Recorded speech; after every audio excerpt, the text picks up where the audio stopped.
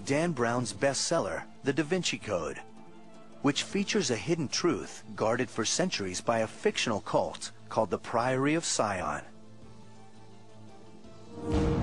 But in his next book, The Solomon Key, Brown brings in an organization that is real: the Freemasons, a group that conspiracy theorists say has amassed great power and is willing to destroy anyone who would challenge them. They assert that the Calvi death is one example of how far they'll go to protect their members and their schemes.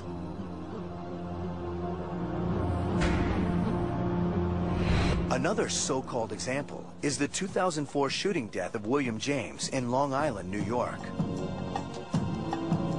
Reports claimed it was a Masonic rite. Before he was shot in the head, James was blindfolded, seated in a chair, and surrounded by tin cans. James had gone through most of the initiation process, and he had come to the point where there's a mock shooting in which a member of the club was going to pull out a gun, shoot blanks, and then some cans next to the initiate were to be knocked over by someone next to the cans. What happened tragically was that the person with the gun reached in his pocket, pulled out a loaded gun rather than the actual gun with the blanks in it. He shot and killed William James. The trigger man was Albert Ide, a fellow Freemason. The New York Masonic Lodge was quick to say that the event was not part of any Masonic ritual. But there were Freemasons involved, and this was enough to create an international sensation. Ide pled guilty to second-degree manslaughter and was given probation. He was also expelled from the lodge. If you break the law and you're convicted, then you will either have your membership suspended or, more often than not, thrown out completely and not be able to get back in because of what we believe Freemasonry stands for. But if that's the case, then why are Freemasons associated with violent deaths? One reason may be that their initiation rites involve a Masonic legend that goes back 3,000 years. And at the center of the tale is a murder. The story is based on a biblical account found in the Book of Kings. King Solomon built the temple to God in Jerusalem. His top architect was Hiram Abiff, seen here in the costume beard. Legend says he was an ancient Freemason. Hiram Abiff knew the secret password of the Master Mason, but as the temple neared completion, he was confronted by 3 lesser stoneworkers who wanted to learn the secret password, a word that would grant them wisdom and power. Would you give me the secret word of a Master Mason? I cannot. Each one threatened Hiram Abiff with death unless he gave up the secret, but Hiram refused. Wait until the temple is completed, then die. For that, he was killed with the tools of the Freemasons' trade.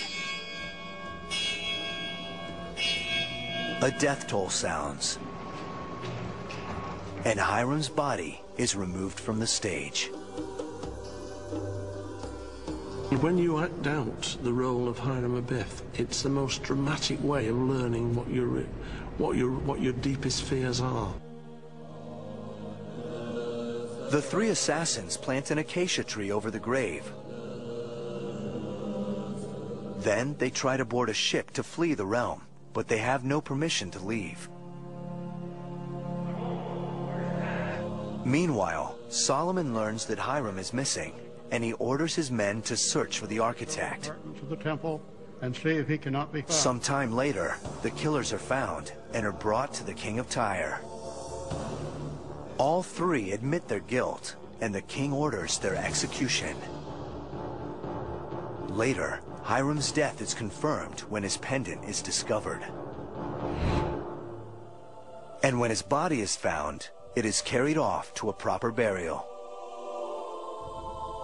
King Solomon then establishes a new word, one that no Freemason will ever speak in public.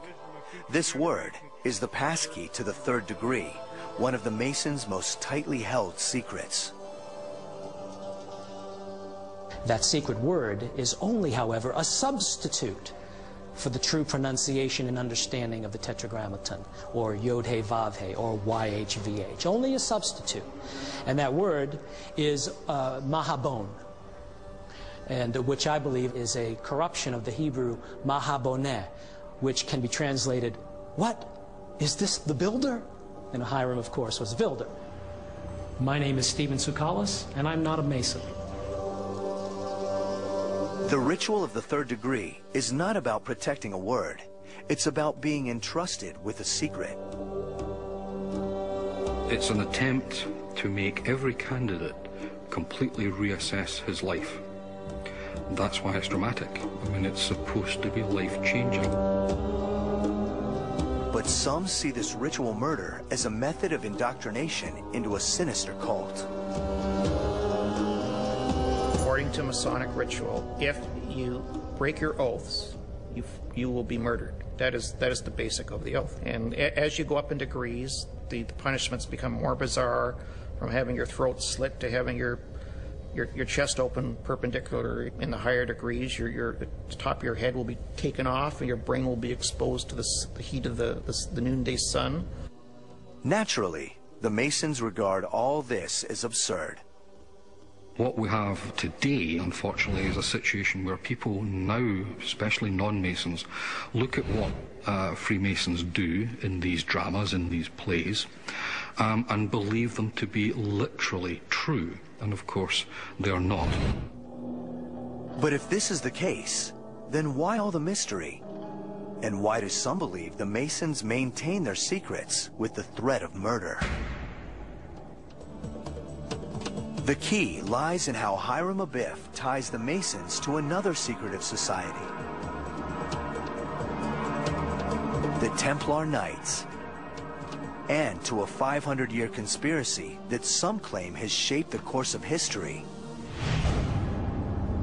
and created the modern world.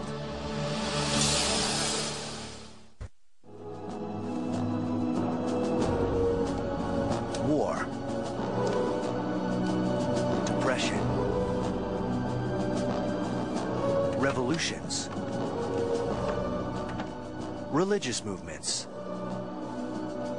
On the surface, they seem to be random events, independent forces all vying for money and influence. But is there a hidden order beneath it all?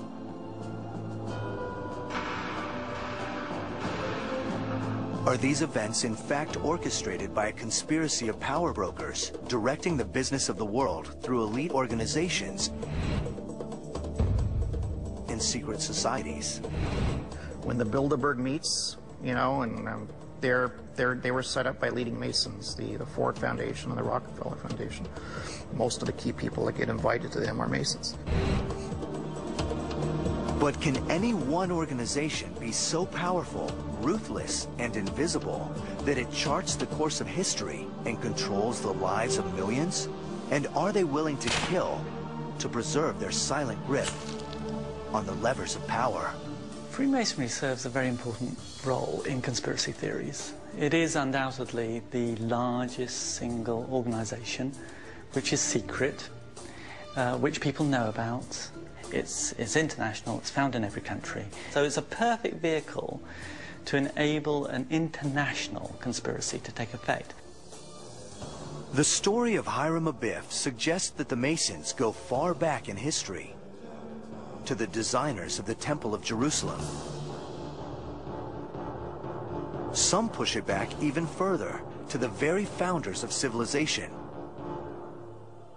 But how do these claims link the Freemasons of ancient times to the corridors of power today? Freemasonry has attracted the rich and the powerful and the influential, and certainly as it evolved out of its medieval guild roots, it evolved into an organization which did attract opinion formers, and it's undoubtedly, historically, a recruitment tool that you would be joining this group with esoteric secrets going back to Solomon.